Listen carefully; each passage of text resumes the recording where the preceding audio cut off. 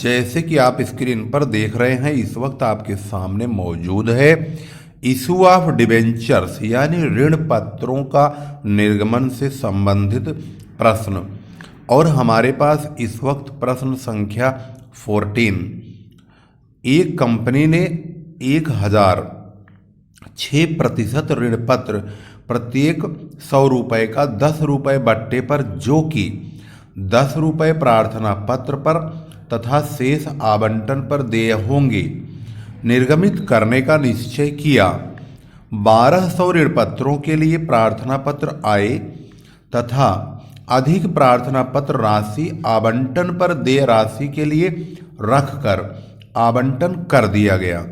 आवंटन पर देय राशि भी प्राप्त हुई। इन व्यवहारों का कंपनी की पुस्तकों में लेखा कीजिए।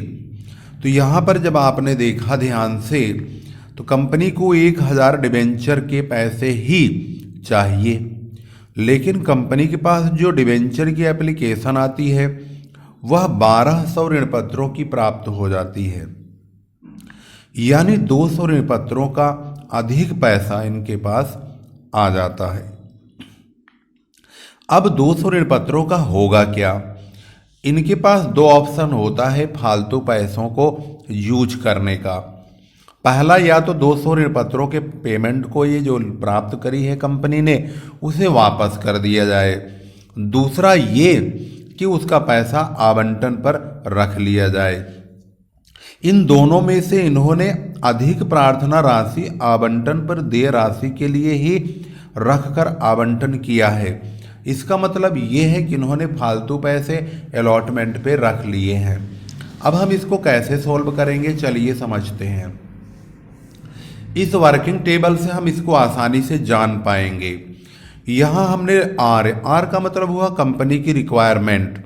कंपनी की रिक्वायरमेंट है 1000 डिबेंचर्स की, लेकिन ए यानी एप्लीकेशन, जो एप्लीकेशन प्राप्त हुआ है वो 1200 शेयर के लिए प्राप्त हुआ है।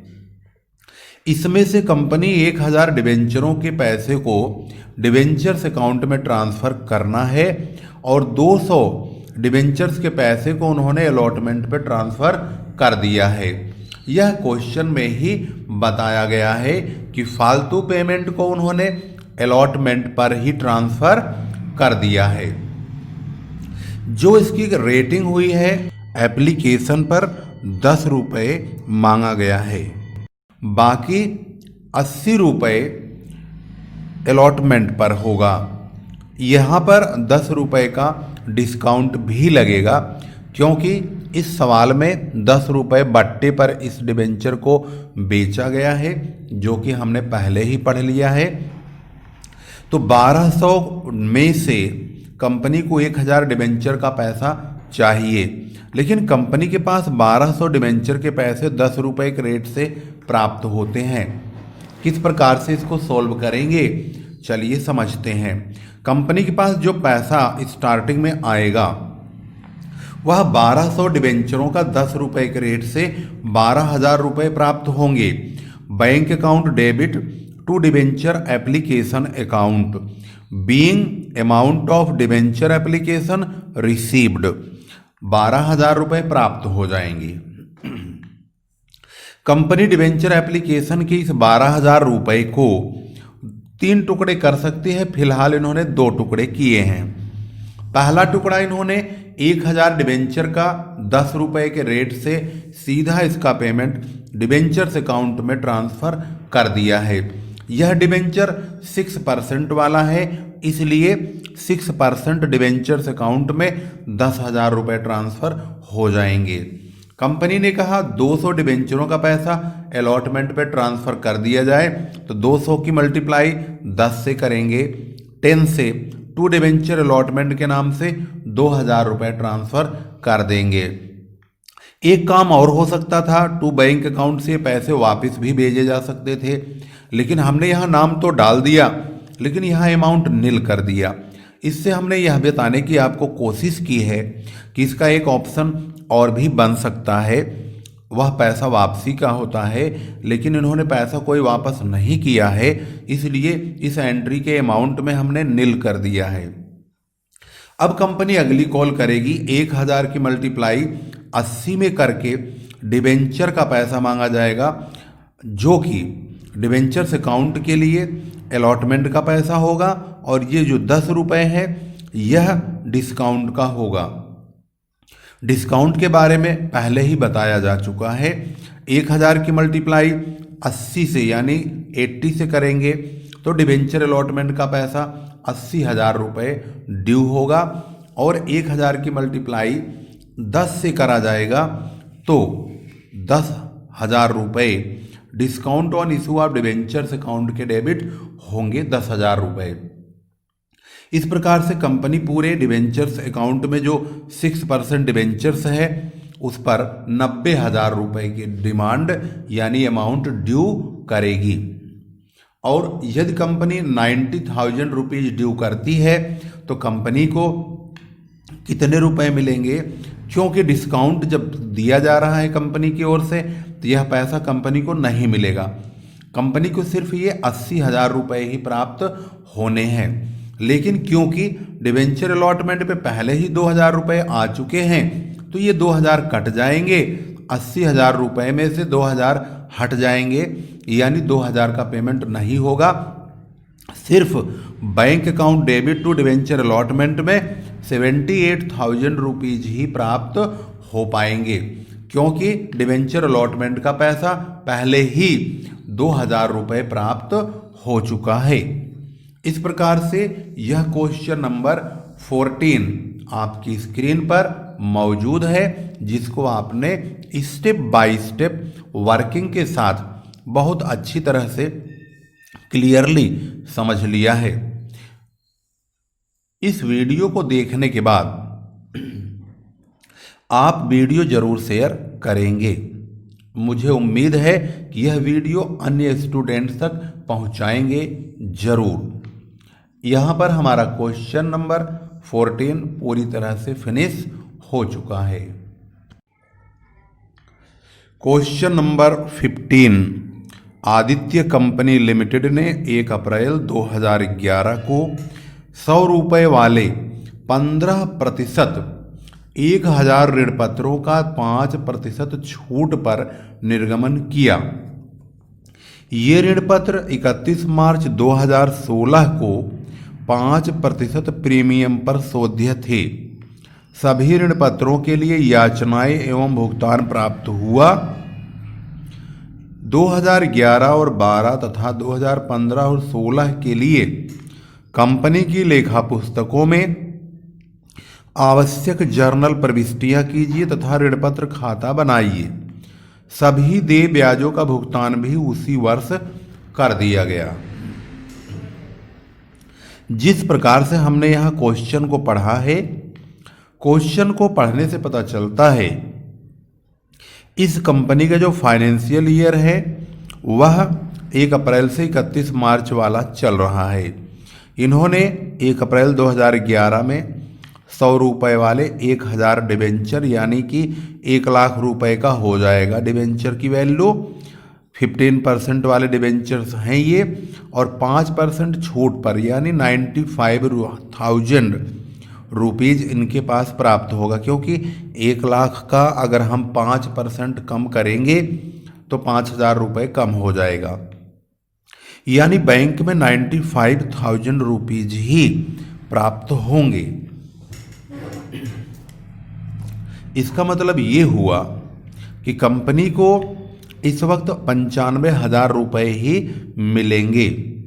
लेकिन ये डिबेंचर बाद में आगे जाके 5% प्रीमियम पर शोध्य हुआ, यानी इसका पैसा 1 लाख रुपए के डिबेंचर का जब वापिस किया जाएगा तो 5%, 1 लाख का 5% होता है 5,000, यानी कंपनी इनको 1,05,000 रुपये वापस करेगी।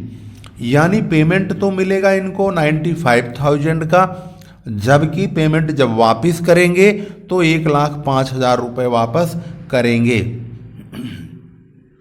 इस 1 लाख का ही 15% ब्याज भी काटा जाएगा। अगर हम 1 लाख का 15% ब्याज काटते हैं तो 15,000 रुपये ही प्राप्त होंगे। अब यहाँ देखते हैं कि इसकी एंट्री कैसे की जाएगी और हम डिबेंचर्स अकाउंट कैसे बनाएंगे। सबसे पहले क्वेश्चन को आप ध्यान से पढ़ेंगे। क्वेश्चन नंबर 15 में बैंक में जो पैसा प्राप्त होगा 1 लाख का 5% कट के प्राप्त होगा, डिस्काउंट वाला 5,000 रुपये निकल जाएंगे। तो कंपनी के जो बैंक अकाउंट डेबिट होगा वह होगा 95,000 से। अब क्योंकि डिबेंचर की वैल्यू 15% की 1 लाख रुपए है तो वह डिबेंचर 1 लाख रुपए की फेस वैल्यू से ही क्रेडिट किया जाएगा। जब डिबेंचर्स को 2015-16 में वापस किया जाता है तो वहाँ पर ये कहा गया कि यह अपनी फेस वैल्यू का 5% प्रीमियम पर वापस किया जाएगा। तो जब प्रीमियम और रिडेम्पशन ऑफ डिबेंचर होगा 1 लाख रुपए पर ही 5% काटेंगे तो 5,000 रुपये का प्रीमियम और रिडेम्पशन होगा। इसका मतलब है कंपनी को मिलेंगे तो 95,000 रुपीज़, लेकिन जब वापस जाएंगे तो 1,05,000 रुपये जाएंगे। इस प्रकार से कंपनी को 10,000 रुपये का घाटा होगा। 5,000 तो प्रीमियम जो फालतू देना पड़ रहा है और 5,000 जो डिस्काउंट यहाँ पर लग रहा है वह, तो हमने 5,000 का डिस्काउंट और 5,000 रुपये का जो प्रीमियम की वजह से लॉस हो रहा है दोनों को जोड़ के 10,000 रुपये का पूरा लॉस लिख दिया है। जब हम इसकी जर्नल एंट्री के द्वारा लेजर पोस्टिंग करेंगे तो जब डिबेंचर्स अकाउंट हमें बनाना होगा तो 15% डिबेंचर्स अकाउंट जब हम बनाएंगे तो क्रेडिट साइड में 1 लाख रुपए की पूर्ति 95,000 बैंक के नाम से और इसमें से 5,000 रुपये loss on issue of debentures account के नाम पे लिखेंगे, जिससे 1 लाख रुपए की इसकी पूर्ति यहाँ से होगी। कैसे बनाएंगे वह भी आपको अभी दिखाएंगे, क्योंकि क्वेश्चन में ये भी कहा गया है कि डिबेंचर्स का जो ब्याज होता है उसका पेमेंट भी उसी वर्ष कर दिया गया है। तो 1 लाख रुपए का डिबेंचर है और इसका 15% 15,000 रुपये होता है। इसका भुगतान भी करेंगे और उसकी एंट्री भी कर देंगे। Interest on debentures account debit to bank account, तो यहाँ पर डिबेंचरों का जो ब्याज है उसका 15,000 रुपये भी तुरंत पेमेंट करने के लिए उसी वर्ष कहा गया है। तो 2011-12 में, यानी यह ईयर 1 अप्रैल 2011-11 से शुरू होगा और 31 मार्च 2012 में जाके 1 साल पूरा हो जाएगा। क्योंकि इनका डिबेंचर 1 अप्रैल को इशू हो रहा है और 31 मार्च को पूरे 12 महीने पूरे हो जाएंगे।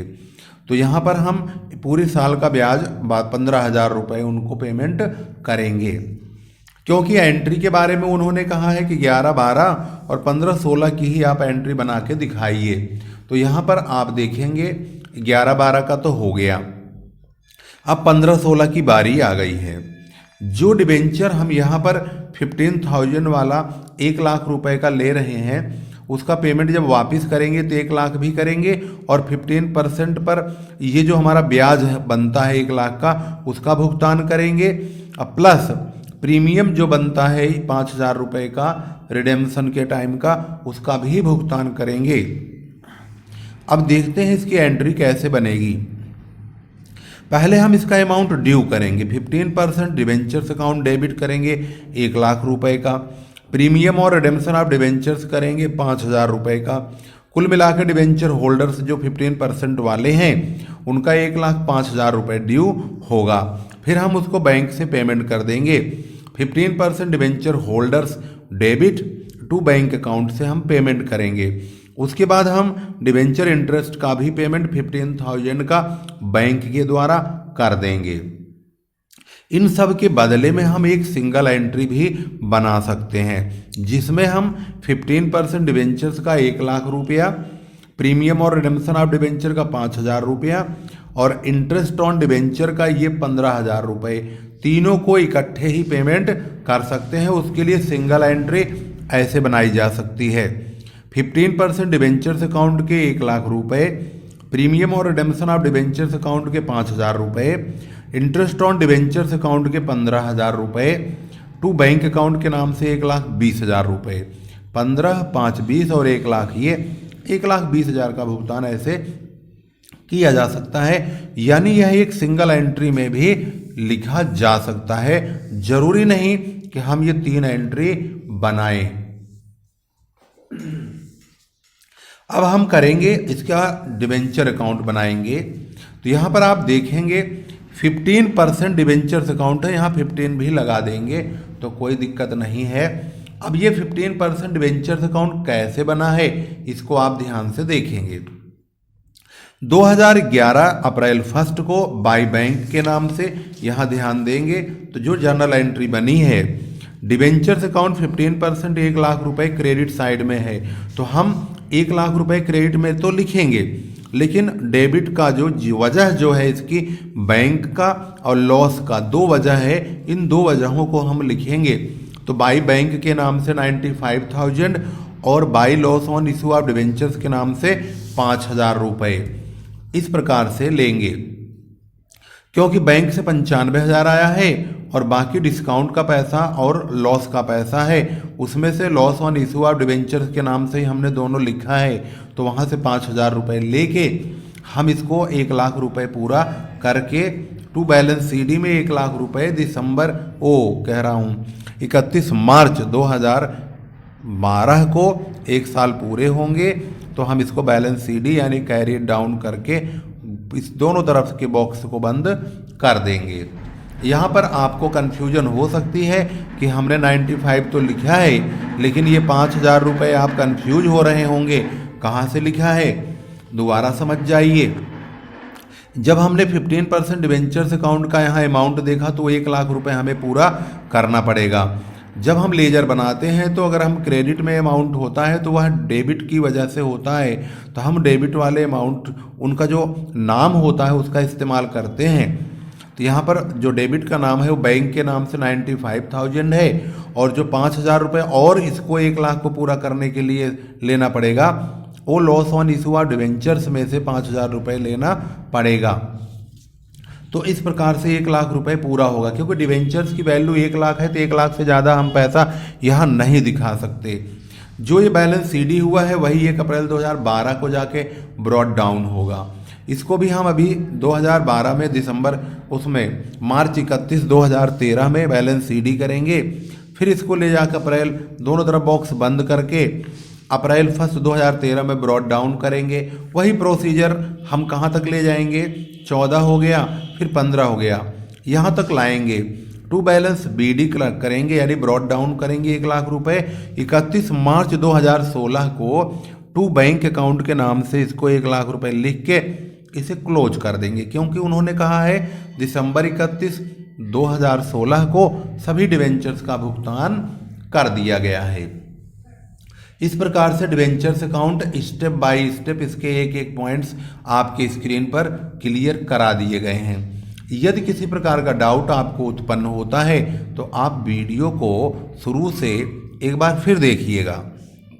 अगर कोई दिक्कत होती है तो आप अपने कमेंट में ज़रूर बताइएगा। यहाँ पर आपने क्वेश्चन नंबर 14 और 15 को बहुत ही अच्छी तरीके से स्टेप बाय स्टेप समझ लिया है। इसी प्रकार की वीडियोज को पाने के लिए धीरज सर कॉमर्स क्लासेस चैनल को अवश्य सब्सक्राइब कर लीजिए और कॉमर्स से रिलेटेड तमाम वीडियोज की अपडेट्स कंटिन्यू लेते रहिए। वीडियो शेयर अवश्य कीजिएगा। मैं इतनी मेहनत कर रहा हूँ लेकिन उस हिसाब से व्यूज कम आ रहे हैं। जिस प्रकार से हमने कंटेंट को आप तक पहुँचाने की कोशिश की है उस प्रकार के कंटेंट पे जो कमेंट्स आते हैं वो बहुत ही लाजवाब आते हैं। मैं सभी के कमेंट्स को पढ़ता हूँ। लाइक एंड हार्ट ज़रूर आप देख सकते हैं स्क्रीन पर, वह हम आपको कंटिन्यू देते हैं। आप भी इस वीडियो को अधिक से अधिक स्टूडेंट्स तक पहुँचाने में हमारी मदद अवश्य कीजिएगा। फिर लेकर आएंगे एक खास और महत्वपूर्ण वीडियो सिर्फ आपके लिए। तब तक के लिए नमस्कार, जय हिंद, जय भारत।